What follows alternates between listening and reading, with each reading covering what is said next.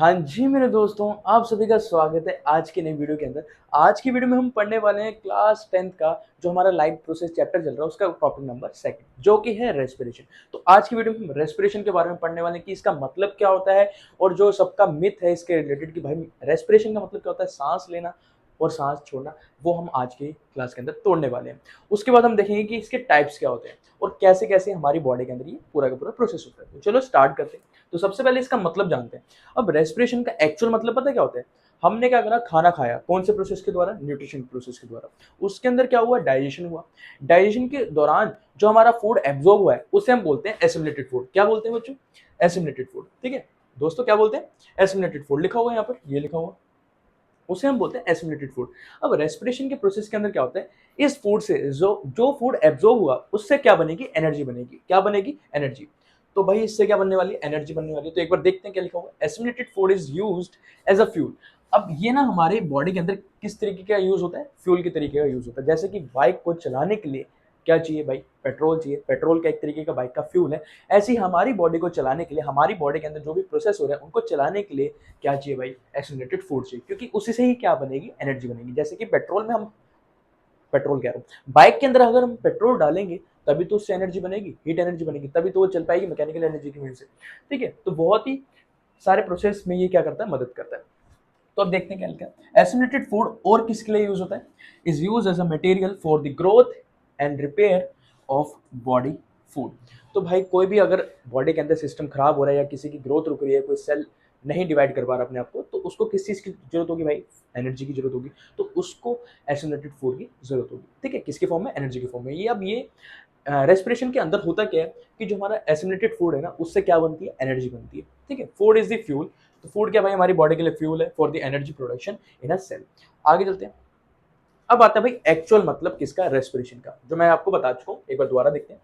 The process of releasing energy from food. कौन से food? Assimilated food. जो food absorb हो गया है उससे एनर्जी बनानी है। क्या बनानी है? एनर्जी बनानी है। इस प्रोसेस को हम क्या बोलते हैं भाई? क्या बोलते हैं? रेस्पिरेशन बोलते हैं। क्या बोलते हैं? रेस्पिरेशन बोलते हैं। तो देखो क्या लिखा हुआ है। The process of respiration involves taking oxygen. तो भाई रेस्पिरेशन के प्रोसेस में क्या होता है? ऑक्सीजन इनटेक करी जाती है। सिर्फ रेस्पिरेशन का मतलब ये नहीं होता कि ऑक्सीजन लेके आना। रेस्पिरेशन का मतलब क्या होता है? फूड से एनर्जी बनाना। अब फूड से एनर्जी कैसे बनती है वो आपको मैं शॉर्ट फॉर्म में बताता हूँ, आगे हम डीप में पढ़ेंगे। तो भाई फूड से कैसे बनती है? अब जो फूड हमारा एब्जॉर्ब हुआ उसको एक तरीके से किसमें कन्वर्ट करा जाता है भाई? ग्लूकोज के अंदर कन्वर्ट करा जाता है। देन वो उसके साथ क्या रिएक्ट होगी भाई? ऑक्सीजन रिएक्ट होगी। देन हमारी क्या बनती है? तीन चीजें बनती है। तीन चीज में से क्या है? हमारी एक एनर्जी, जिसका हम इस्तेमाल करते हैं लाइफ प्रोसेस करने के लिए। हम क्या करते हैं? इस एनर्जी का इस्तेमाल करते हैं। अब भाई ये एनर्जी बनाने के लिए हमें दो चीजें चाहिए। ये तो हमें कौन से प्रोसेस से मिल गया? न्यूट्रिशन प्रोसेस से मिल गया, जो डाइजेस्टिव सिस्टम हमने देखा था। अब ये कौन से प्रोसेस से मिलता है? ये मिलता है ब्रीथिंग प्रोसेस से। कौन से प्रोसेस से? ब्रीथिंग। ब्रीथिंग के दौरान हम क्या करते हैं भाई? सांस लेते हैं और सांस छोड़ते हैं। तो ब्रीथिंग से ही हम क्या लेते हैं भाई? ऑक्सीजन लेते हैं। तो इसलिए रेस्पिरेशन के अंदर ऑक्सीजन की बहुत ज्यादा नीड होती है। तो वो लिखा हुआ है, the process of respiration involves taking oxygen of air into the cell. ये जो ऑक्सीजन हमारे लंग्स के अंदर, ये लंग्स से कहाँ जाती है? हमारी सेल के अंदर जाती है। अब ये पूरा हम पढ़ेंगे। फिर क्या होता है भाई? Using it for releasing energy by burning food. तो इसको यूज करा जाता है। इसको यूज कैसे करा जाता है? इसको रिएक्ट करवाया जाता है किसके साथ? फूड के साथ। देन हमारा क्या बनता है? देन एनिमिलेटेड। क्या बनता है भाई? एनिमिलेटेड द वेस्ट प्रोडक्ट, जैसे कि carbon dioxide, water from the body. तो भाई हमारे तीन प्रोडक्ट बनते हैं। कार्बन डाइऑक्साइड बनता है, वाटर बनता है और एटीपी बनती है। एटीपी हमारी जो है वो एनर्जी है। एनर्जी किस फॉर्म में बनती है? एटीपी। एटीपी के बारे में भी हम जानेंगे।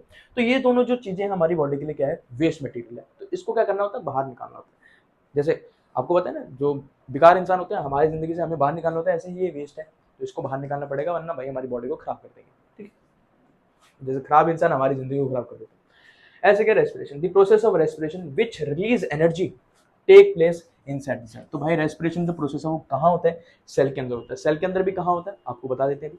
आपने वैसे 9th क्लास के अंदर पढ़ा होगा, power house of the cell. Power house of the cell किसे बोलते हैं भाई? किसे बोलते हैं? किसे बोलते हैं? माइटोकॉन्ड्रिया को बोलते हैं। तो माइटोकॉन्ड्रिया के अंदर ही क्या होता है? ये रेस्पिरेशन होता है। बट सारे रेस्पिरेशन के प्रोसेस माइटोकॉन्ड्रिया के अंदर नहीं होते। अभी देखते हैं कौन कौन से होते हैं। So it is also known as cellular respiration. तो इसलिए इसको और क्या बोला जाता है भाई? सेलुलर रेस्पिरेशन बोला जाता है, क्योंकि ये किसके अंदर हो रहा है? सेल के अंदर हो रहा है। देन अगला पॉइंट क्या भाई? अगला पॉइंट है respiration is essential for life because it provides energy for carrying out all the life process. अब भाई लाइफ प्रोसेस हमारी बॉडी के अंदर जो हो रहे हैं उसको भी, उनको भी किस चीज की नीड है भाई? एनर्जी की नीड है, तो एनर्जी कौन देगा? ये वाला प्रोसेस देगा। ये वाले प्रोसेस के अंदर एनर्जी बनेगी, देन उनको मिलेगी, देन वो वाले प्रोसेस होंगे। जब खाना खाने के लिए भी हमें क्या चाहिए? एनर्जी चाहिए ना भाई। मुंह कैसे चबाऊंगा मैं? मुंह के अंदर जो खाना जाएगा वो कैसे चबाएगा? अब पेट के अंदर खाना जा रहा है, पेट क्या करता है आपको सबको पता चल गया न्यूट्रिशन वाले टॉपिक के अंदर, पेट काम करता है। अब वो काम कैसे करेगा? क्योंकि उसको एनर्जी मिलेगी तभी तो काम करेगा। बिना उसको एनर्जी मिले वो काम कर लेगा? कोई भी चीज काम नहीं करेगी जब तक उसको एनर्जी मिलेगी। तो भाई ये प्रोसेस सारे प्रोसेस को क्या देता है? एनर्जी देता है। क्या देता है भाई? एनर्जी देता है। तभी सारे के सारे प्रोसेस काम कर पाते हैं बहुत अच्छे से। It provides energy for the carrying out all the life process which are necessary to keep the organisms alive। जो हमारी बॉडी के अंदर प्रोसेस हो रहे हैं वो किस लिए हो रहे हैं? हमारी बॉडी को जिंदा रखने के लिए हो रहे हैं। तो भाई उन प्रोसेस को भी क्या चाहिए? एनर्जी चाहिए, जो कि ये वाला प्रोसेस बनाकर देता है। फिर आता है हमारा अगला टॉपिक। अब बहुत बच्चों को क्या होता है? डाउट होता है रेस्पिरेशन और ब्रीथिंग के अंदर। तो रेस्पिरेशन के अंदर मैंने आपको बता दिया कि भाई फूड से क्या बनानी है? एनर्जी बनानी है। अब फूड से एनर्जी बनाने के लिए फूड के साथ ऑक्सीजन मिलानी पड़ती है। अब आपको पता है भाई सांस लेते हैं क्या है? ऑक्सीजन। तो अब समझ में आया आपको कि सांस क्यों ली जा रही है हमारी बॉडी के अंदर? सांस इसलिए ली जा रही है ताकि जो फूड आया उससे क्या बन पाए? एनर्जी बन पाए। तो भाई ब्रीथिंग क्या होता है वो देखते हैं। Breathing is the process of inhaling oxygen into the lungs and exhaling carbon dioxide of the lungs. तो भाई अंदर लेके जाना क्या? ऑक्सीजन, और बाहर क्या छोड़नी? Carbon dioxide. इसी प्रोसेस को हम क्या बोलते हैं? ब्रीथिंग बोलते हैं। तो भाई क्या वाला है? इनहेलिंग क्या हो रही है भाई? अंदर ऑक्सीजन जा रही है, और एक्सलेशन क्या मतलब हो रहा है भाई? Releasing carbon dioxide. तो बाहर कार्बन डाइऑक्साइड रिलीज हो रही है। अब कार्बन डाइऑक्साइड बाहर क्यों रिलीज हो रही है? आपको सभी को पता चल गया होगा कि भाई यहाँ पर कार्बन डाइऑक्साइड वेस्ट प्रोडक्ट बन रही है। कार्बन डाइऑक्साइड के साथ और क्या बन रहा है? वाटर भी बन रहा है। तो चाहिए क्या? ऑक्सीजन, इसलिए हम अंदर लेके जाएंगे ऑक्सीजन को। और बाहर किसको निकालनी है? कार्बन डाइऑक्साइड और वाटर, क्योंकि ये वेस्ट मटेरियल है। इसलिए हम बाहर एक्सहेल क्या करते हैं? कार्बन डाइऑक्साइड प्लस में वाटर। अभी वाटर वेपर की फॉर्म में होता है इसलिए हमें पता नहीं चलता। समझ में आ रहा है? वाटर वेपर की फॉर्म में होता है इसलिए हमें पता नहीं चलता, गैसेस फॉर्म में होता है। ठीक है। अब आता है डिफरेंस बिटवीन रेस्पिरेशन और ब्रीथिंग। सबसे इंपॉर्टेंट टॉपिक है ये, और पेपर में आता भी है डिफरेंस बिटवीन। तो देखते हैं क्या लिखा हुआ है। It is a process in which fresh air is sent to the lungs. Fresh air कहाँ भेजी जाती है? लंग्स तक भेजी जाती है। while removing carbon dioxide from the body by muscular movement. और कार्बन डाइऑक्साइड को क्या करा जाता है? लंग्स के द्वारा बाहर निकाली जाती है। तो ये वाला प्रोसेस है। इसके अंदर क्या होता है? ऑक्सीजन लेके जाई जा रही है। कहाँ लेके जा रहे हैं भाई? लंग्स के अंदर। और कार्बन डाइऑक्साइड जो लंग्स के अंदर आई है वो कहाँ से भी आगे बताएंगे, उसको बाहर लेके जाना है। तो इस प्रोसेस को हम बोलते हैं ब्रीथिंग। रेस्पिरेशन का मतलब क्या है? It is a cellular process, cell के अंदर होता है इसलिए cellular process, in which simple organic compound जैसे ग्लूकोज आर ऑक्सीडाइज। ऑक्सीडाइज मतलब इसके साथ क्या मिलेगा? ऑक्सीजन मिलेगा। क्या मिलेगा? ऑक्सीजन मिलेगा। To liberate chemical energy in the form of ATP. तो अभी हमने केमिकल एनर्जी देखी थी ना, उसमें क्या हुआ? ग्लूकोज के साथ क्या मिलाया गया? ऑक्सीजन मिलाया गया, तभी हमारी क्या बनी? एनर्जी बनी। और दो चीजें और बनी थी, वो तो वेस्ट प्रोडक्ट है और एनर्जी बनी। तो इस प्रोसेस को हम बोलते हैं रेस्पिरेशन। तो दोनों क्या है? डिफरेंस है। एक तरीके से देखा जाए तो रेस्पिरेशन का एक स्टेप है क्या? ब्रीथिंग। क्योंकि रेस्पिरेशन में दो चीजों की जरूरत होती है, एक तो ग्लूकोज की मतलब फूड की, एसिमिलेटेड फूड की, और दूसरी चीज भाई ऑक्सीजन की होती है। तो ऑक्सीजन कहाँ से मिलेगा? ब्रीथिंग से। इसलिए रेस्पिरेशन के अंदर ही क्या आ रहा है? ये टॉपिक आ रहा है। इसका मतलब ये स्टेप है। रेस्पिरेशन का ब्रीथिंग क्या है? स्टेप है। ठीक है, दोनों सिमिलर नहीं है। ये कैसा भाई? फिजिकल प्रोसेस है। ये फिजिकल प्रोसेस है ना, इसमें केमिकल रिएक्शन तो हो नहीं रही, कोई नई चीज तो बन नहीं रही। बट ये कैसा है भाई? बायो केमिकल प्रोसेस है। ये कैसा है? केमिकल प्रोसेस है। ठीक है, इसके अंदर फिजिकल प्रोसेस भी है और केमिकल प्रोसेस भी है। तो क्योंकि केमिकल रिएक्शन यहाँ पर बन रही है। उसके बाद आता है भाई क्या? Provide oxygen for respiration. यहाँ पर ऑक्सीजन किसके लिए प्रोवाइड करी जा रही है? रेस्पिरेशन के लिए। While removing carbon dioxide. और कार्बन डाइऑक्साइड को क्या करा जा रहा है? रिमूव करा जा रहा है, क्योंकि रेस्पिरेशन के प्रोसेस के अंदर कार्बन डाइऑक्साइड और water as a waste product बने हैं, तो उनको बाहर निकालना बहुत ज्यादा जरूरी है। और इसमें क्या भाई? Energy is released in the form of ATP. तो यहाँ पर एनर्जी बनती है, किसकी फॉर्म में बनती है? एटीपी की फॉर्म में बनती है। ठीक है, तो एक तरीके से हम एक और डिफरेंस बना सकते हैं कि एटीपी यहाँ पर चाहिए। अब देखो, फिजिकल प्रोसेस के लिए एनर्जी चाहिए होती है। ठीक है, तो एनर्जी किस फॉर्म में मिलेगी हमें? एटीपी की फॉर्म में मिलेगी। आगे बताऊंगा कैसे। तो एटीपी हमें चाहिए इस प्रोसेस के अंदर, और रेस्पिरेशन प्रोसेस के अंदर एटीपी बनती है। अगला, ये कैसी मूवमेंट है भाई? वॉलंटरी मूवमेंट है, हमारे कंट्रोल के अंदर।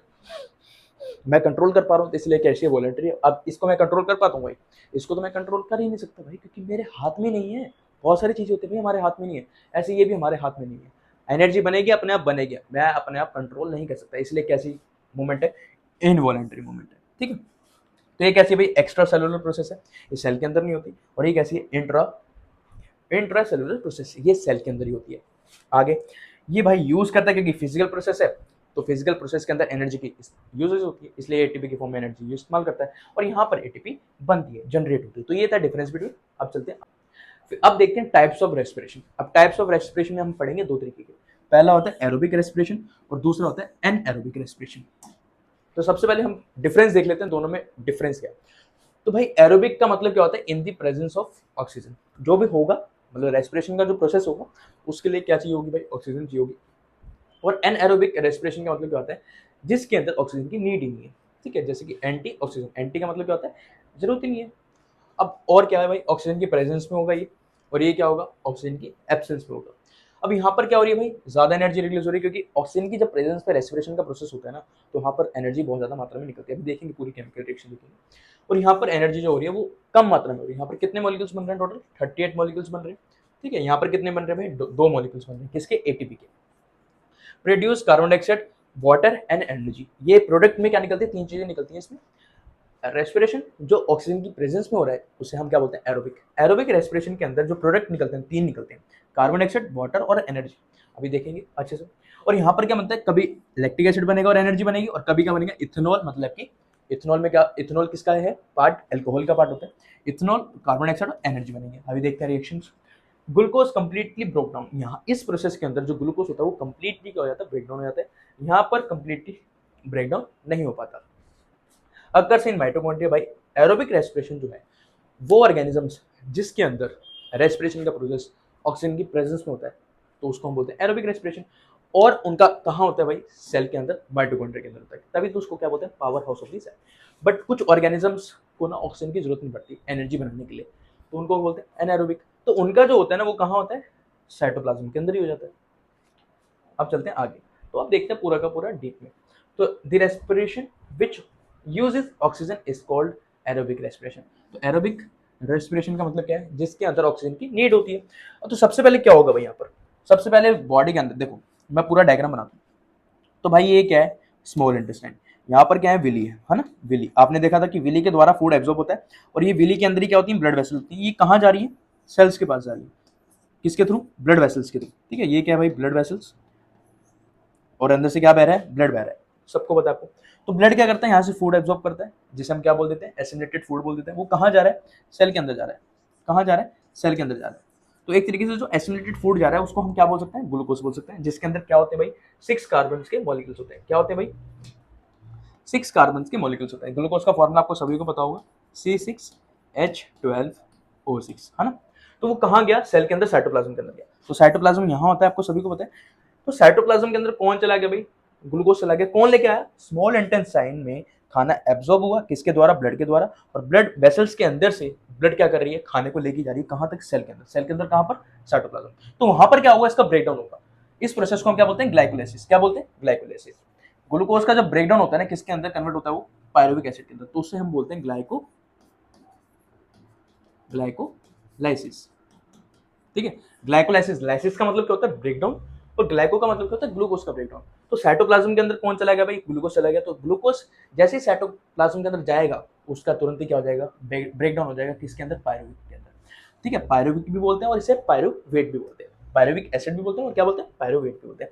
अब इसके अंदर क्या होते हैं, 3 कार्बन होते हैं। तो इसका फॉर्मूला क्या होता है भाई, C3H4O3, ठीक है। ग्लूकोज का फॉर्मूला क्या था, C6H12O6 था। अब पायरुवेट का क्या था, C3H4O3। तो यहाँ पर कितने मॉलिक्यूल्स बनते हैं भाई, टोटल पायरुवेट के 2 मॉलिक्यूल बनते हैं। जैसे एक ग्लूकोज का मॉलिक्यूल साइटोप्लाज्म के अंदर गया, तो वो कितने मॉलिक्यूल के अंदर टूट जाता है, कितने पायरुविक मॉलिक्यूल के अंदर टूट जाता है, 2 पायरुविक मॉलिक्यूल के अंदर टूट जाएगा। देन साइटोप्लाज्म में कौन बैठा हुआ है भाई, यहाँ पर पायरुविक एसिड बैठा हुआ है, और यहाँ पर थोड़ी बहुत एनर्जी भी क्या होती है, रिलीज होती है, ठीक है। अब ये जो पायरुविक है ना, ये कहाँ जाएगा, ये कहाँ जाएगा, सेल के अंदर, ठीक है। ये क्या होता है, न्यूक्लियस। यहाँ पर क्या, माइटोकॉन्ड्रिया। तो यहाँ पर क्या हुआ भाई, ये क्या है, साइटोप्लाज्म, है ना। यहाँ पर क्या हुआ, ग्लूकोज का ब्रेकडाउन हुआ, किसके अंदर, पायरुविक के अंदर, पायरुवेट के अंदर। अब यहाँ से कहाँ चला जाएगा भाई, ये माइटोकॉन्ड्रिया के अंदर चला जाएगा। कौन चला जाएगा, पायरुविक एसिड। कौन चला जाएगा यहाँ पर, पायरुविक एसिड। अब यहाँ पर कौन आ गया भाई, पायरुविक एसिड, जिसका फॉर्मूला क्या था, ये था, है ना। तो यहाँ पर ये तो आ गया। अब लंग से, कहाँ से, लंग से क्या आ रही है भाई, क्या आ रही है भाई, ऑक्सीजन। कौन लेके आ रहा है, ब्लड वेसल, ठीक है। ब्लड वेसल के अंदर से कौन जा रहा है भाई, ब्लड जा रहा है। ब्लड क्या लेके आ रहा है भाई, ऑक्सीजन लेके आ रहा है, कहाँ से, लंग से। लंग से ऑक्सीजन आ रही है, कहाँ तक आ रही है, सेल तक आ रही है। सेल के अंदर पहले साइटोप्लाज्म गई, फिर कहाँ जाएगी, माइटोकॉन्ड्रिया के अंदर जाएगी। तो माइटोकॉन्ड्रिया के अंदर कौन बैठा हुआ है, पहले से पायरुविक एसिड बैठा हुआ है, और वो कौन आ गया वहां पर, और कौन आ गया, ऑक्सीजन आ गया।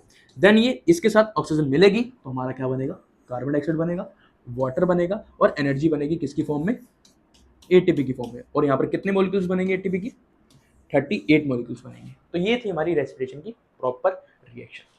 आई होप आपको समझ में आ गया होगा। कहाँ पर होता है, माइटोकॉन्ड्रिया में, अभी मैंने बता दिया। ऑक्सीजन की प्रेजेंस में होता है क्योंकि ऑक्सीजन यहाँ पर मिल रही है। तो यहाँ पर पायरुवेट का क्या होगा भाई, क्या हुआ यहाँ पर, ऑक्सीडेशन हुआ, क्योंकि उसके साथ ऑक्सीजन ऐड हो रही है। तो ये थी प्रॉपर रिएक्शन, ठीक है। अब देखते हैं भाई हमारा एरोबिक रेस्पिरेशन के बारे में थोड़ा सा और जानते हैं। तो माइटोकॉन्ड्रिया साइट है, साइट का मतलब जगह है किसकी, एरोबिक रेस्पिरेशन की।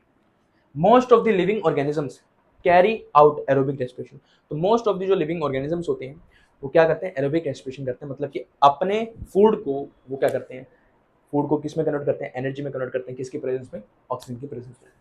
जैसे कि by using oxygen air, for example humans हो गया, मैन्स, डॉग्स, कैट्स, ठीक है, elephants, cow, buffaloes, goat, deer, birds, lizard, snakes, earthworm, frog, fish and insects such as cockroach, grasshopper, house flies, mosquitoes and ants.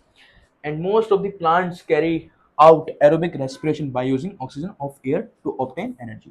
और यही similar तो भाई ये हमारे अंदर भी हो रही है और प्लांट के अंदर भी हो रही है। मतलब कि कोई भी जो लिविंग ऑर्गेनिज्म है, कोई भी जो लिविंग ऑर्गेनिज्म है जिनको एनर्जी की नीड पड़ेगी। अब देखो लिविंग ऑर्गेनिज्म है तो उनको एनर्जी की नीड पड़ेगी ही पड़ेगी, ठीक है। तो जिन ऑर्गेनिजम्स के अंदर ऑक्सीजन की प्रेजेंस में क्या हो रहा है, क्या हो रहा है, एनर्जी बनाई जा रही है, तो उन सब के अंदर ये वाली रिएक्शन हो रही होगी। हमारे अंदर भी होती है, प्लांट्स के अंदर भी होती है, और भी बहुत सारे लिविंग ऑर्गेनिजम्स हैं जिनके अंदर ये वाली रिएक्शन होती है, ठीक है। और जिनके अंदर नहीं होती, कौन सी होती है वो आगे मैं आपको बताता हूँ। देन आता है भाई दूसरा टॉपिक, मतलब दूसरा टॉपिक है, दूसरा टाइप एनएरोबिक रेस्पिरेशन। अब इसके अंदर आते हैं भाई दो फर्दर और type.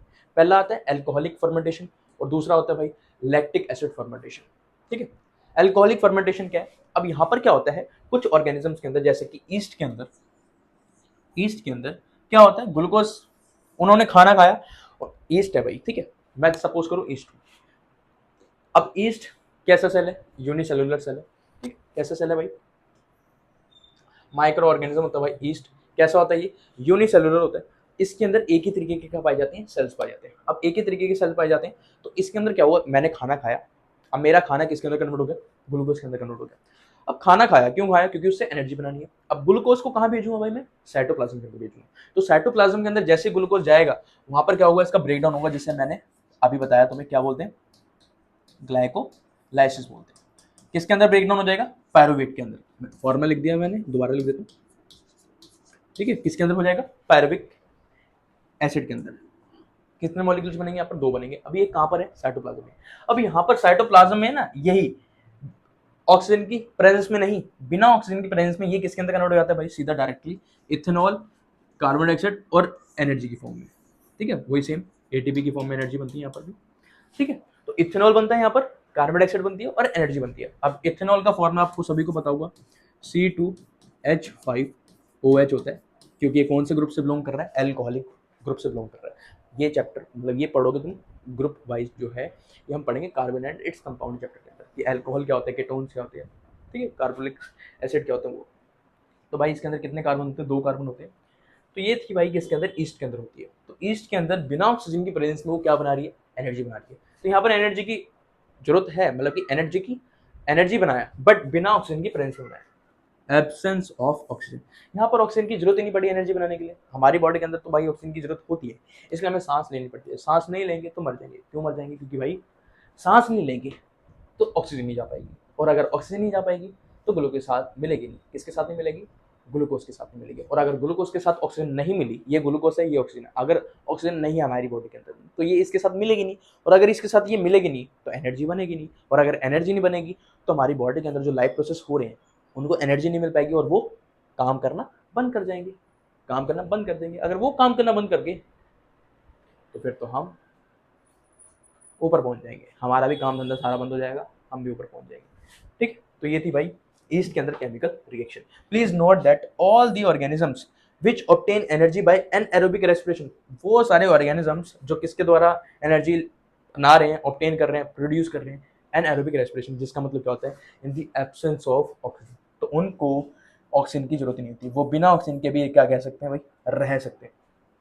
For example the single celled non green plants called yeast can live without oxygen because it obtains energy by the process of anaerobic respiration, जिसमें ऑक्सीजन की जरूरत नहीं पड़ती, जिसमें ऑक्सीजन की जरूरत नहीं पड़ती। ठीक है। Then another part, another type किसका, एनएरोबिक रेस्पिरेशन का, जो कि क्या होता है, लैक्टिक एसिड फर्मेंटेशन। नाम से हमें पता चल रहा है लैक्टिक एसिड फर्मेंटेशन, और इसमें नाम से क्या पता चल रहा था, एल्कोहलिक फर्मेंटेशन। एल्कोहलिक से क्या बन रहा है भाई, अल्कोहल। तो यहाँ पर जो प्रोडक्ट बन रहे थे 3, उसमें अल्कोहल बन रहा था। ऐसे ही जो यहाँ पर प्रोडक्ट बनेगा उसमें क्या बनेगा भाई, लैक्टिक एसिड बनेगा एक, है ना। और ये होता है हमारी बॉडी के अंदर। ये कहाँ होता है, ह्यूमंस की बॉडी के अंदर होता है। ठीक है। अब हमारी बॉडी के अंदर भाई बहुत सारे मिलियंस ऑफ सेल्स है। उनमें से ही कुछ सेल्स को बोला जाता है मसल सेल्स, जो कि मसल्स के अंदर होते हैं, जो क्या करते हैं, कॉन्ट्रैक्शन करते हैं और रिलैक्सेशन करते हैं। अब कभी कभार जब हमारी मसल सेल्स, सिर्फ मसल सेल्स की बात हो रही है यहाँ पर, बाकी और सेल्स की बात नहीं हो रही। कभी कभार क्या होता है, जब हम एक्सरसाइज कर रहे होते हैं ना, तो हमारे मसल सेल्स के अंदर ऑक्सीजन अच्छे से नहीं पहुंच पाती। सपोज करो हमें कितनी ऑक्सीजन के मॉलिक्यूल्स चाहिए, सपोज करने के लिए बोला मैंने, सपोज करो हमें कितने मॉलिक्यूल्स चाहिए भाई ऑक्सीजन के, सोचिए। बट जब हम फटाफट एक्सरसाइज कर रहे हैं तो हमारी सांस फूलती है, तो ऑक्सीजन ना अच्छे से नहीं पहुंच पाती हमारे मसल सेल्स के अंदर। सपोज करो कितनी पहुंच पाई, 30 मॉलिक्यूल्स पहुंच पाए, 50 पहुंच पाए। अब देखो जितने चाहिए थे उतने तो नहीं मिले ना, कम मिल रहे हैं। देखो यहाँ पर प्रॉपर ऑक्सीजन की एब्सेंस में नहीं हो रहा, यहाँ पर थोड़े बहुत मिलते हैं। सुन रहा है। तो यहाँ पर ना क्या हो रही है, डेफिशिएंसी हो रही है। मतलब कि जितने ऑक्सीजन के मॉलिक्यूल्स चाहिए थे ना मसल सेल के अंदर, किसके साथ मिलाने के लिए, पायरुविक एसिड के साथ मिलाने के लिए, बट उतने नहीं मिल पा रहे एक्सरसाइज के दौरान। जल्दी जल्दी एक्सरसाइज करते हैं तो अच्छे से ऑक्सीजन हमारी बॉडी के अंदर नहीं पहुंच पाती, हमारी बॉडी के कहाँ तक, मसल सेल तक। तो वहां पर कितने मॉलिक्यूल्स पहुंच पा रहे हैं, इतने। तो वहां पर क्या हो रही है भाई, लैक ऑफ ऑक्सीजन हो रहा है। क्या हो रहा है वहां पर, लैक ऑफ ऑक्सीजन हो रहा है। तो लैक ऑफ ऑक्सीजन जब होता है तो जो पायरुवेट बना है उसके साथ कम मात्रा में ऑक्सीजन जुड़ रही है, 30 या 50 मॉलिक्यूल जुड़ रहे हैं। मिलने कितने चाहिए थे उसको, सपोज करो 100 मिलने चाहिए थे, बट मिल कितने रहे भाई उसको, क्या 30 या 50, बाकी बचे वो तो नहीं मिल पा रहे ना। इसलिए वहां पर ऑक्सीजन की कमी होने के बावजूद, कमी होने की वजह से क्या बन जाता है, लैक्टिक एसिड बन जाता है और कुछ एनर्जी बनती है। ठीक। अब ये लैक्टिक एसिड जो हमारी बॉडी के अंदर बना है, कहाँ, मसल सेल्स के अंदर, सिर्फ मसल सेल्स के अंदर। तो ये हमारी बॉडी के अंदर क्या जनरेट करवा देता है, क्रैम्प्स जनरेट करवाता है, जिससे हमें बहुत ज़्यादा दर्द होता है। तो इसलिए जब हम पहली बार जिम जाते हैं ना, तो फटाफट से हमें ज़्यादा वेट नहीं उठानी चाहिए।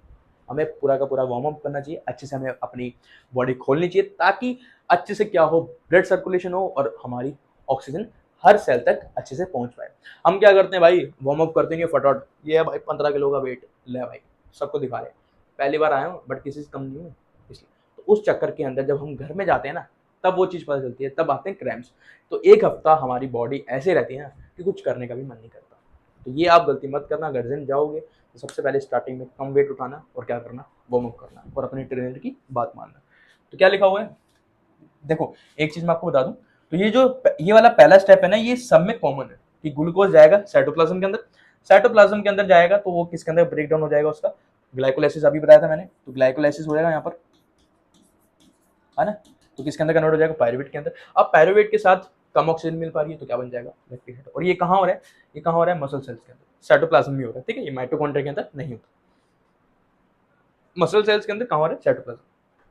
तो भाई क्रैम्प्स हो, the sudden buildup of lactic acid in our muscles during vigorous by physical activity can cause muscular cramps.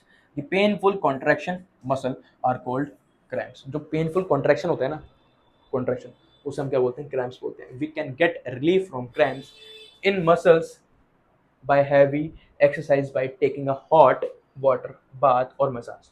तो भाई इससे हम रिलीफ पा सकते हैं गर्म पानी के नहाने के द्वारा और मसाज करने के द्वारा, क्योंकि मसाज जब होती है तो हमारी ब्लड सर्कुलेशन क्या होता है, पूरा का पूरा अच्छे से फ्लो होता है, तो उसकी वजह से हर बॉडी के सेल तक ऑक्सीजन पहुंच पाता है।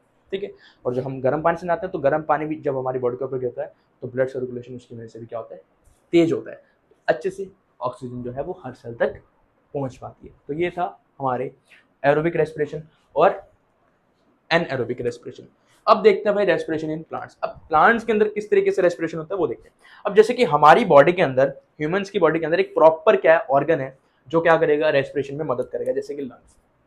तो लंग्स क्या करते हैं भाई, सांस लेते हैं, ऑक्सीजन जाती है तो ऑक्सीजन लंग से फिर कहाँ जाती है, हर हर हर हर सेल तक पहुंचती है। और कौन पहुंच लेके जाता है, ब्लड लेके जाता है by the path of blood vessels. अब रेस्पिरेशन इन प्लांट्स, अब प्लांट्स के अंदर ना भाई, प्लांट्स के जितने भी पार्ट्स हैं ना वो सारे के सारे क्या कर रहे हैं, रेस्पिरेशन कर रहे हैं।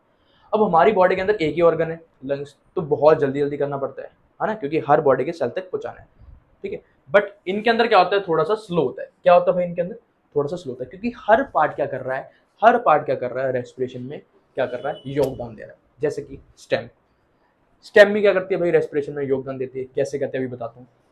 रूट्स भी क्या करती है, स्टेम में योगदान देती है।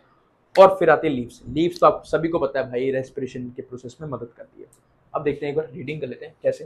The respiration in plants differ from that in animals in three respect. कैसे थी थ्री रिस्पेक्ट्स में भाई, क्या ये डिफरेंट है। All the parts of plants like root, stem and leaves perform respirational respiration individually. हर एक पार्ट क्या कर रहा है, रेस्पिरेशन का प्रोसेस कर रहा है। On the other hand an animal perform respiration as a single unit, एक ही जगह से करता है, जिसको हम लंग्स बोलते हैं। During respiration in plants there is a little transport of respiratory gases from one part of the plant to the other part. अब देखो, हर पार्ट जब प्लांट का कर रहा है रेस्पिरेशन, तो क्या ट्रांसपोर्टेशन की नीड पड़ेगी। देखो, अगर मेरा हाथ रेस्पिरेशन कर रहा होता है, मेरा ये बॉडी तो कर ही है लंग्स, मेरे पैर भी रेस्पिरेशन कर रहे होते हैं, तो क्या एक जगह से दूसरी जगह तक चीजें पहुंचने की जरूरत पड़ती, नहीं पड़ती, क्योंकि वहां से मिल रही है।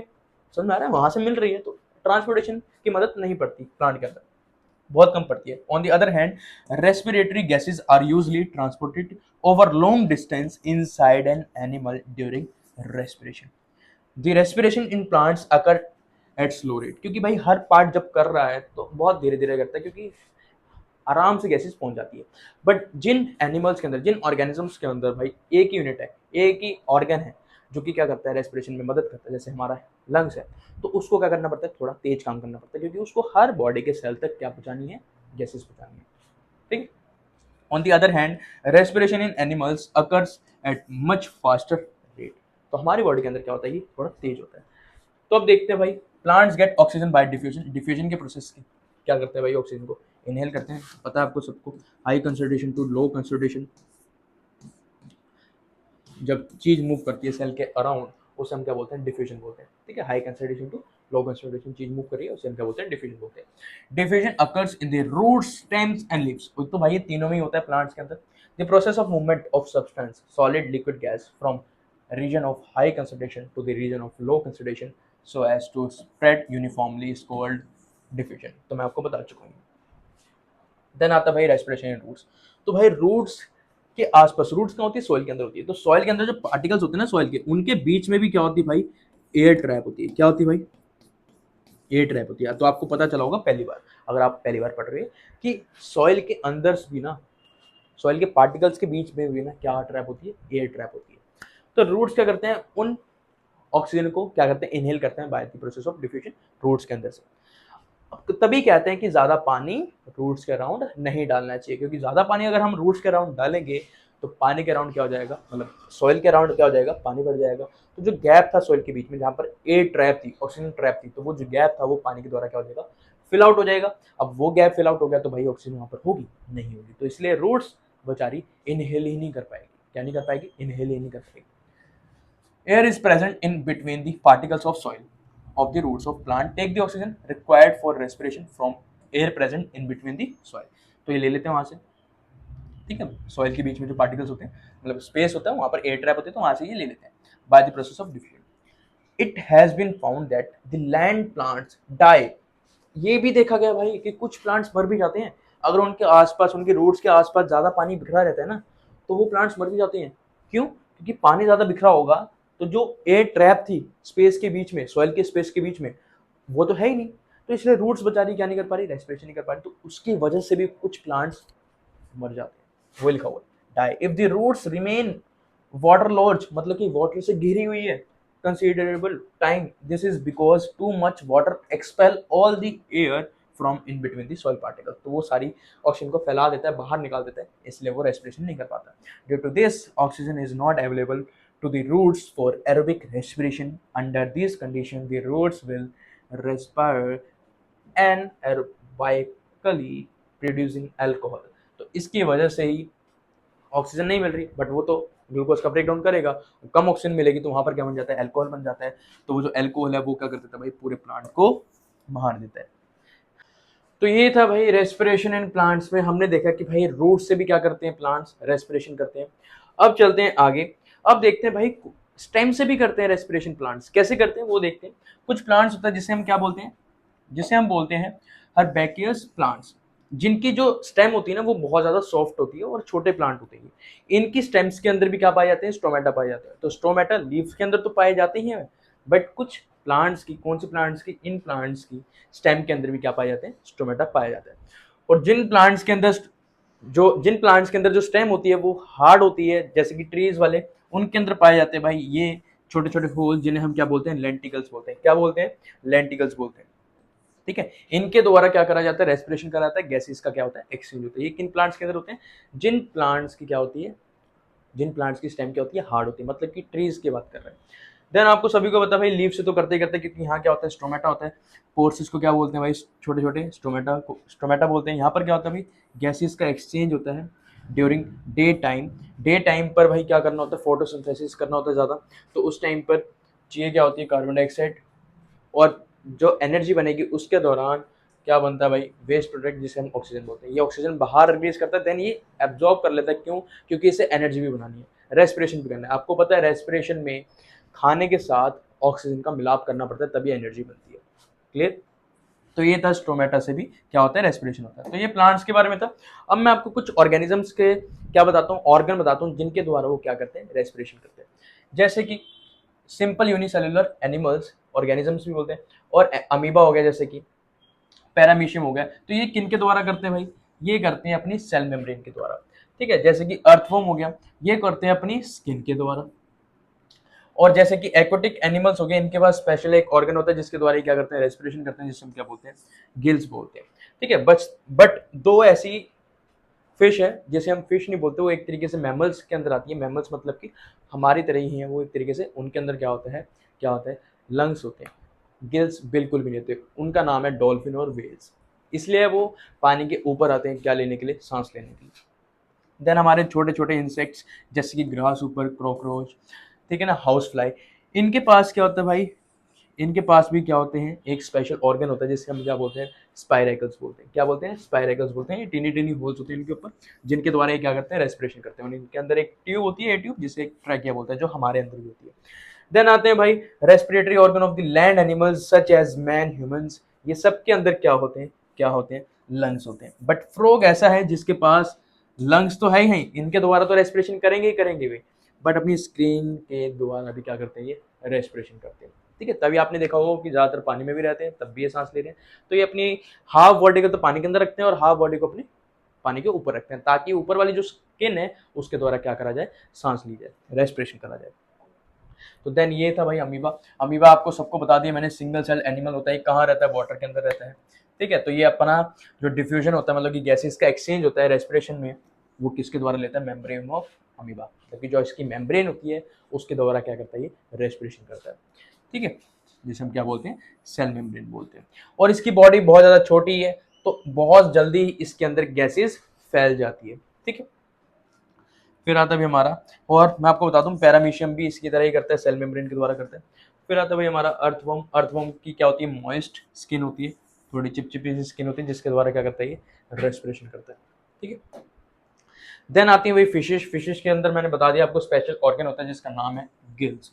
तो ये गिल्स के द्वारा क्या करते हैं, क्या करते हैं, रेस्पिरेशन करते हैं। आपको सभी को पता है पानी के अंदर क्या होता है भाई, ऑक्सीजन प्रेजेंट होती है। पानी का फॉर्मूला है, पानी के अंदर क्या प्रेजेंट है, ऑक्सीजन प्रेजेंट है। बट ये ऑक्सीजन कैसी है, डिजोल्व ऑक्सीजन है। तो अगर इनके पास लंग्स होते ना, तो लंग्स डिजोल्व ऑक्सीजन को एक्सट्रैक्ट नहीं कर पाएंगे पानी में से, इसलिए इनके पास स्पेशल ऑर्गन है जिसे हम क्या बोलते हैं, गिल्स बोलते हैं। तो गिल्स क्या करते हैं, डिजोल्व ऑक्सीजन को एक्सट्रैक्ट कर लेते हैं, किसमें से, पानी में से, इसलिए ये इनके पास होते हैं। बट दो मैमल्स हैं, वैसे तो तीन है, सील भी होता है जो रेंग रेंग के चलता है, आपने देखा होगा लैंड के ऊपर ना रेंग रेंग के चलता है, उसे बोलते हैं सील। वो भी किस में आता है, मैमल्स में आता है, बट रहता पानी के अंदर है, बट वो मैमल्स में आता है, सांस लेने के लिए ऊपर आता है वो, क्योंकि उसके पास क्या होते हैं, लंग्स होते हैं। और वेल्स और डॉल्फिन तो मैंने आपको बताई दी। ठीक है, तो fish lives in water and water contains dissolve oxygen, जो कि कौन से ऑर्गेन से एक्सट्रैक्ट करी जाती है, जिसको हम बोलते हैं गिल्स बोलते हैं। ठीक है, पानी अंदर जाता है गिल्स के अंदर, गिल्स क्या करते हैं, पानी में से ऑक्सीजन निकालते हैं, ऑक्सीजन अंदर और जो बचा हुआ पानी उसको बाहर। ओके, तो भाई ये रहा फ्रॉग, भाई साहब पानी के अंदर रह के भी सांस ले रहा है, मतलब कि हाफ बॉडी डूबा ऊपर, हर हाफ बॉडी ऊपर रह के भी सांस ले रहा है स्किन के द्वारा, और इसके पास लंग्स भी है। और मैं आपको बता दूं भाई साहब, जिनका बेबी होते हैं टेडपोल्स, उनके पास तो गिल्स भी होते हैं, बट वो गिल्स धीरे धीरे जब वो बड़े होते हैं ना बेबी से, फ्रॉग बनते हैं प्रॉपर, एडल्ट फ्रॉग में गिल्स नहीं पाए जाते, टेडपोल्स में पाए जाते हैं। ठीक है, तो देख लो कितनी कितनी खासियत है इनके पास। देन आता है भाई रेस्पिरेशन इन ह्यूमंस। तो रेस्पिरेशन ह्यूमंस के अंदर क्या है, एक प्रॉपर सिस्टम है जिसके द्वारा क्या करा जाता है, सांस ली जाती है और सांस छोड़ी जाती है। तो इसमें एक सिस्टम इन्वॉल्व होता है जिसका नाम है रेस्पिरेटरी सिस्टम। क्या नाम है, रेस्पिरेटरी सिस्टम। तो हमारी बॉडी के अंदर बहुत सारे सिस्टम्स बनाए गए हैं जो कि परफॉर्म करेंगे क्या, पर्टिकुलर फंक्शन। तो इसका काम क्या है, आपको पता चल गया कि सांस इनहेल होएगी और कहाँ तक जाएगी वो हम अब जानेंगे, जहां जाएगी लास्ट एंड तक जाएगी, वो वहां पर होता क्या ऑक्सीजन के साथ, वहां पर कार्बन डाइऑक्साइड के साथ क्या होता है, वो हम सब पढ़ने वाले हैं इस टॉपिक के अंदर। तो देखते हैं फंक्शन क्या है भाई रेस्पिरेटरी सिस्टम का। इसका फंक्शन है भाई ब्रीथ करना ऑक्सीजन फॉर रेस्पिरेशन, जिसका मतलब क्या होता है, फूड से एनर्जी बनाना, और ब्रीथ आउट, किसको ब्रीथ आउट करना भाई, कार्बन डाइऑक्साइड, जो कि कहां प्रोड्यूस हुई है, रेस्पिरेशन के प्रोसेस के अंदर प्रोड्यूस हुई है, जो हमने देखा अभी पीछे। ठीक है, तो breathing organ of human being, जिसको क्या बोला जाता है, लंग्स बोला जाता है। ब्रीथिंग ऑर्गन क्या है हमारी बॉडी के अंदर, लंग है। ठीक है, तो हमारे बॉडी के अंदर दो लंग होते हैं, दो लंग्स होते हैं जो कि एयर टाइट स्पेस के अंदर क्या हुए हैं, लटके हुए हैं, जिसे हम क्या बोलते हैं, चेस्ट कैविटी बोलते हैं। क्या बोलते हैं भाई, क्या बोलते हैं भाई, चेस्ट कैविटी बोलते हैं। Around the sides of chest cavity is the rib cage, sheets of muscle between the ribs, rib cage enclose the lungs in it. तो भाई जो रिब्स होती हैं वो क्या करती हैं, प्रोटेक्ट करके रखते हैं किन्हें, लंग्स को, किन्हें, लंग्स को। देन लिखा हुआ at the bottom of the chest cavity is curve sheet of muscle called diaphragm. तो भाई हमारे ना नीचे ना, यहाँ पर चेस्ट के नीचे ना एक मसल होती है जिसे हम क्या बोलते हैं, डायफ्राम बोलते हैं। ये अब इसका भी ना इंपॉर्टेंट फंक्शन है, वो आगे मैं बताता हूँ आपको। तो सबसे पहले इसका फंक्शन बताता हूँ। तो भाई जब भी सांस लेते हैं हम, क्या लेते हैं, सांस अंदर जाती है, क्या जाती है, एयर अंदर जाती है। तो अगर कोई चीज हमारी बॉडी के अंदर जाती है तो उसको जगह ज्यादा चाहिए, जगह ज्यादा चाहिए। तो हमारा लंग्स क्या करता है, थोड़ा सा फूल जाता है ताकि बहुत ज्यादा अमाउंट में क्या आ पाए, एयर आ पाए। तो जब हम सांस लेते हैं तो हमारा लंग्स क्या हो रहा है, चौड़ा हो रहा है। लंग्स अगर चौड़ा हो रहा है तो उसको स्पेस थोड़ा सा ज्यादा चाहिए। तो जो ये डायफ्राम होता है ना, ये डायफ्राम ना नीचे की तरफ जाना स्टार्ट कर जाता है। नीचे की तरफ जाएगा तो यहाँ पर जगह खाली होगी, जगह खाली होगी तो जब इसके अंदर एयर भरेगी ना, हम फूलते हैं ना, अपने लंग्स को फुलाते हैं ना, तो वो फूल जाएंगी ताकि बहुत ज्यादा एयर किसके अंदर आ जाए, लंग्स के अंदर आ जाए। बट जब हम बाहर निकालते हैं तो ये थोड़ा सा क्या काम करती है भाई, लंग्स लंग्स को ना थोड़ा सा क्या करती है, दबाव डालती है ताकि आराम से हमारी सांस, मतलब कि जो कार्बन डाइऑक्साइड बाहर निकालनी है वो आराम से बाहर निकल जाए। तो जब एक्सेल करना है, बाहर निकालना है, तो ये ऊपर की तरफ मूव कर जाता है, और जब अंदर लेके जानी है एयर तो ये नीचे की तरफ मूव कर जाता है ताकि उसको जगह ज्यादा मिल जाए। तो ये था हमारा डायफ्राम का क्या था, फंक्शन। देन अब बात करते हैं रेस्पिरेटरी ऑर्गन के बारे में। लंग्स के अंदर क्या क्या होता है, कहाँ हमारी एयर सबसे पहले एंटर करती है और कहाँ लास्ट तक जाती है, उसके बारे में हम पढ़ने वाले हैं। तो सबसे पहले भाई हमारे दो छेदों में जाती है जिसे हम क्या बोलते हैं, नोज बोलते हैं। फिर दो छेद के पीछे क्या होता है भाई, एयर पैसेज होते हैं, खाली सी जगह होती है जिसे हम नेसल कैविटी भी बोलते हैं और नेसल पैसेज भी बोलते हैं, ये वाली जगह। ठीक है, देन फिर आता भाई हमारा फेरिक्स। क्या आता भाई, फेरिक्स। ये क्या है, कॉमन पैसेज है, यहां से भाई एयर भी जा रही है और यहां से फूड भी जा रहा है, तो ये दोनों का कॉमन पैसेज है। उसके बाद एयर और फूड क्या हो जाते हैं, सेपरेट हो जाते हैं। जो फूड है वो कहाँ चला जाता है, फूड पाइप के अंदर चला जाता है, और जो एयर है, जो विंड है, वो कहाँ चली जाती है भाई, आगे लैरिक्स में चली जाती है। कहाँ चली जाती है, लैरिक्स में, जो कि जिसका और क्या नाम है, विंड पाइप है। ठीक है, लैरिक्स से फिर आगे कहाँ जाती है, पतली सी पाइप के अंदर, जिसको हम क्या बोलते हैं, ट्रैकिया बोलते हैं। ट्रैकिया के बाद भाई ये लंग्स के अंदर डिवाइड, मतलब ट्रैकिया से ही क्या हो जाता है भाई, हमारा लंग्स स्टार्ट हो जाता है। ट्रैकिया से कहाँ जाती है भाई, ट्रैकिया से कहाँ जाती है, ब्रोंकाई में। ब्रोंकाई विल छोटे छोटे और ब्रोंक्यूल्स के अंदर क्या होते हैं, डिवाइड होते हैं। देन ब्रोंक्यूल्स के आगे क्या लगा होता है, ये बैलून लाइक स्ट्रक्चर, अंगूर जैसे स्ट्रक्चर लगे होते हैं, छोटे छोटे गुच्छे लगे होते हैं अंगूर जैसे, जिसे हम क्या बोलते हैं, एल्वी ऑयली बोलते हैं। क्या बोलते हैं, एल्वी ऑयली। और एक गुच्छे को क्या बोलते हैं, एल्वी ऑयलस। क्या बोलते हैं, एक अंगूर अगर मैं यहाँ से निकाल लूं उसे मैं क्या बोलूंगा, एल्वी ऑयलस।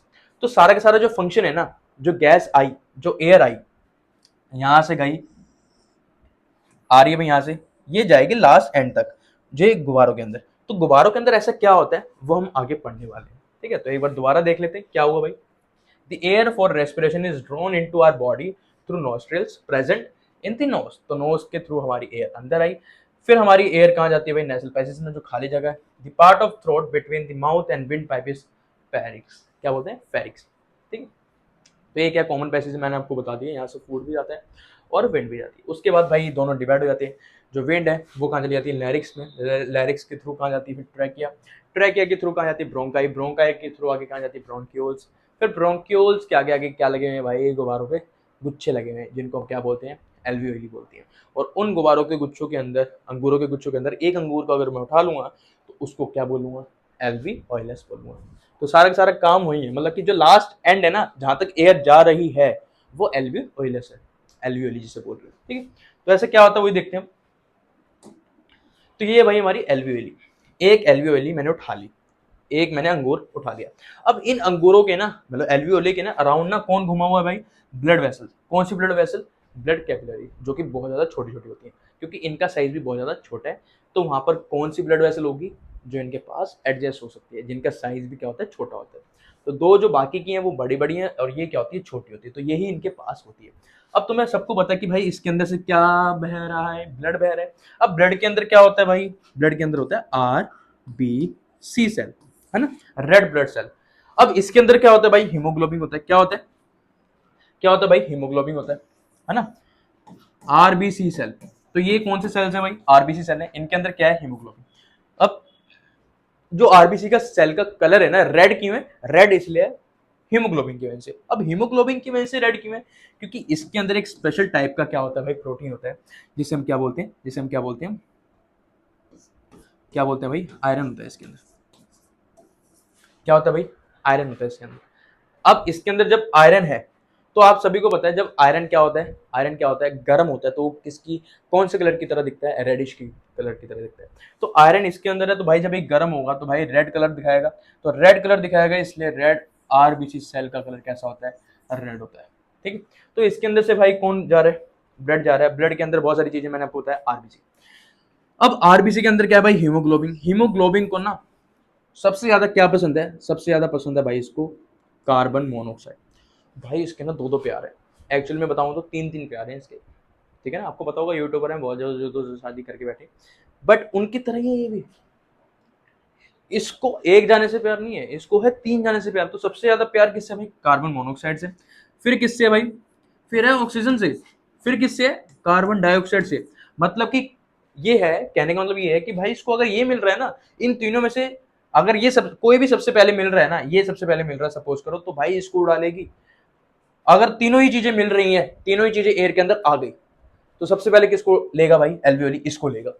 समझ में आ रहा है, क्योंकि पहला प्यार ये है और दूसरा प्यार ये है, तीसरा प्यार ये है। बट हमारे एटमोस्फेयर में जनरली कार्बन मोनोऑक्साइड प्रेजेंट ही नहीं होती। क्या होती है, ऑक्सीजन और कार्बन डाइऑक्साइड होती है। तो जो हम एयर इनहेल कर रहे हैं उसके अंदर कौन सी गैस जा रही है, ऑक्सीजन और कार्बन डाइऑक्साइड। और आप सभी को पता है ऑक्सीजन और कार्बन डाइऑक्साइड में से हीमोग्लोबिन किसको लेगा, सेकंड प्यार को। सेकंड प्यार कौन है, ऑक्सीजन है। तो ऑक्सीजन को वो अंदर ले लेगा, ठीक है। हीमोग्लोबिन इसके अंदर से जा रहा है, इसके अंदर से ब्लड जा रहा है, ब्लड के अंदर से क्या जा रहा है, आरबीसी, आरबीसी के अंदर क्या है, हीमोग्लोबिन। तो हीमोग्लोबिन को क्या पसंद है, ऑक्सीजन। तो ऑक्सीजन क्या करेगा भाई, वो एब्जॉर्ब कर लेगा, क्योंकि चारों तरफ घूमे हुए हैं एल्वियोली के। अब जब एल्वियोली में एयर गई, एयर के अंदर क्या है, ऑक्सीजन, तो भाई हीमोग्लोबिन घूम रहा है इसके आसपास रेड ब्लड के अंदर ही, तो वो क्या करेगा, इसको एब्जॉर्ब कर लेगा। तो ऑक्सीजन अपने आप ही डिफ्यूजन के प्रोसेस से इसके अंदर चली जाएगी। और आपको पता है ये कहाँ जाएगी, लास्ट में हर बॉडी के सेल तक जाएगी। सेल तक जब जाएगी वहां पर क्या होता है, रेस्पिरेशन का प्रोसेस होता है, जो अभी हमने देखा था कि फूड पहुंचा वहां पर सेल के अंदर, फिर ये ऑक्सीजन पहुंचेगी। कौन पहुंचा रहा है, हीमोग्लोबिन, कहाँ से उठा के, एल्वियोली से उठा के। तो वहां पर ऑक्सीजन भी पहुंचेगी, वहां पर क्या होगा, रेस्पिरेशन का प्रोसेस होगा जिसके अंदर एनर्जी बनेगी। एनर्जी के साथ साथ दो वेस्ट प्रोडक्ट भी बनते हैं जिसे बोलते हैं कार्बन डाइऑक्साइड और वाटर बोलते हैं। तो भाई ये कंटिन्यूस प्रोसेस है, जैसे कि ये सेल है, सेल से फिर दोबारा ब्लड वेसल्स आई, दोबारा कहाँ आई, ऐसे आई। तो इसके अंदर क्या है जो आ रही है, इसके अंदर क्या है, कार्बन डाइऑक्साइड है प्लस में वाटर है। तो भाई ये आ रही है, और हीमोग्लोबिन को कार्बन डाइऑक्साइड पहले पसंद है या ऑक्सीजन। तो जब यहाँ तक पहुंचेगी ना, फिर यहाँ पहुंचेगी तो यहाँ पर ऑक्सीजन पड़ी होगी, तो कार्बन डाइऑक्साइड को बेचारे को अंदर फेंक देगी। किसके अंदर फेंक देगी, एल्वियोली को, एल्वियोली के अंदर फेंक देगी, और ऑक्सीजन यहाँ से ले लेगी। तो कार्बन डाइऑक्साइड यहाँ फेंक दी, तो कार्बन डाइऑक्साइड फिर बाहर निकल जाएगी, किसके किसके थ्रू, हमारी किसके थ्रू, हमारे नाकों के थ्रू। तो ये पूरा का प्रोसेस, ये पूरा का पूरा क्या होता है हमारी बॉडी के अंदर प्रोसेस होता है, लंग्स के अंदर प्रोसेस होता है। अब आता है भाई वर्ड एफिनिटी। ये मैं आपको बता चुका हूँ एफिनिटी का मतलब क्या होता है, कि वही एक जाना नहीं है इसकी जिंदगी में, बहुत ज्यादा जाने हैं, मतलब कि जो इसको मिलेगा ना पहले नंबर पे उसको ही पकड़ लेगी। बट तीनों ही मिल रहे हैं तो सबसे पहले किसको पकड़ेगी, इसको पकड़ेगी, फिर इसको पकड़ेगी। अगर तीनों मिल रहे हैं तो सबसे पहले इसको ही पकड़ लेगी, इसको ही पकड़ के रखेगी। बट आपने सुना होगा बहुत कुछ कि ठंड में ना हीटर चला के एक फैमिली सो रही थी, तो गेट बंद करके सो गई और वो सब मर गए। ऐसा क्यों है, क्योंकि हीटर से ना कार्बन मोनोऑक्साइड गैस रिलीज होती है, वो बहुत कम होती है, कुछ कंडीशंस होती हैं जब रिलीज होती है, तो वहां पर रिलीज होने लगी। अब कमरा बंद था तो पूरी एयर के अंदर क्या फैल गया, कार्बन मोनोऑक्साइड फैल गया। अब आप सभी को पता है एयर के अंदर अगर कार्बन मोनोऑक्साइड फैल गया तो हमारी बॉडी के अंदर हम जब सांस लेंगे तो एयर जाएगी, एयर के थ्रू ये तीनों चीज जा रही है, क्योंकि ये दोनों पहले, ये तो पहले से प्रेजेंट है, ये और होगी, और एयर के अंदर सबसे ज्यादा मात्रा में ये आ गई, समझा रहा है। तो हमारी बॉडी के अंदर तीनों चीज चलेगी। अब वो उसका पहला पेयर क्या है, ये, तो इसको क्या कर लेगी वो, हीमोग्लोबिन क्या कर लेगा, अपने अंदर बसा लेगा और कहाँ तक पहुंचा देगा, सेल तक पहुंचा देगा। और जब ये सेल तक पहुंच गया तो सपोज करो फूड के साथ अगर मिल जाएगा तो क्या क्या बनने वाला है, इसलिए वो लोग सब मर गए। तो ये पूरा का पूरा प्रोसेस होता है। अभी बहुत क्या होती है इनकी वॉल्स, उनके बारे में बात करते हैं। Balloon like sac like structure होता है। सैक मतलब कि ये इसके अंदर जब एयर जाती है तो फूल जाते हैं, जब निकलती है तो ये सिकुड़ जाते हैं, ठीक है। और इनका सरफेस एरिया बहुत ज्यादा होता है ताकि अच्छे से कैपिलरीज क्या ले पाए, एब्जॉर्ब कर पाए किसको, ऑक्सीजन को। दी walls of alveoli very very thin. इनकी वॉल्स कैसे होती हैं भाई, थिन होते हैं ताकि एब्जॉर्प्शन अच्छे से हो पाए। They are surrounding by very very thin blood capillaries. The presence of millions of alveoli in the lungs provides a very large area to the exchange of gases। तो ये था हमारा पूरा का पूरा रेस्पिरेशन का प्रोसेस। तो आज हमारा सेकंड टॉपिक भी खत्म होता है। तो अगली वीडियो में आने वाला भाई थर्ड टॉपिक जिसका नाम है ट्रांसपोर्टेशन, वो भी बहुत अच्छे से पढ़ने वाले हैं। तो भाई सब्सक्राइब कर लेना चैनल को, अगर वीडियो अच्छी लगी और लाइक भी जरूर कर देना। तो हम मिलते हैं आपको नेक्स्ट वीडियो में, बाय बाय।